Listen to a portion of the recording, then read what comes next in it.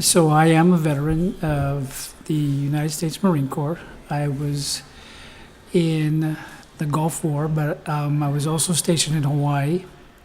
I was with 1st Battalion, 3rd Marines, headquarters in Complatoon. I was a wireman, and this was from 1990 to about 1994. Then I did a couple of years in the inactive reserve out of Long Beach. So being in the infantry was fun because you did a lot of different things with your fellow Marines, and it was also scary and sometimes a little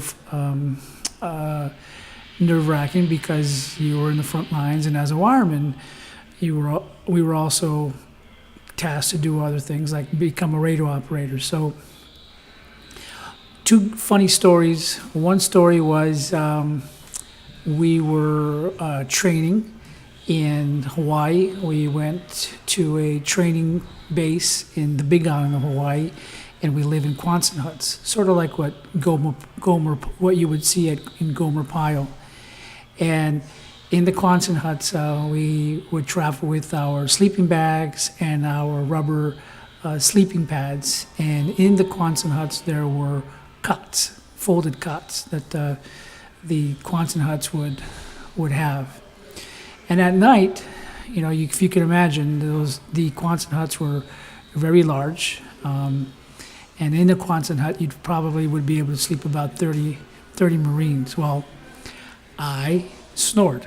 So what would happen sometimes is that I would get placed all the way in the back of the Quonset hut so that the noise would be muffled. And so the guys that really wanted to sleep would sleep at the front of the Quonset hut. One night I snored too loud that my cot was carried out of the Quonset hut, and I was put outside. And in the morning, I woke up outside because of the morning dew. So being in the Marine Corps was great. You definitely had a lot of friends, but you also definitely knew who your friends were, especially those that carried your cot outside. Those were your best friends. So that's all I have.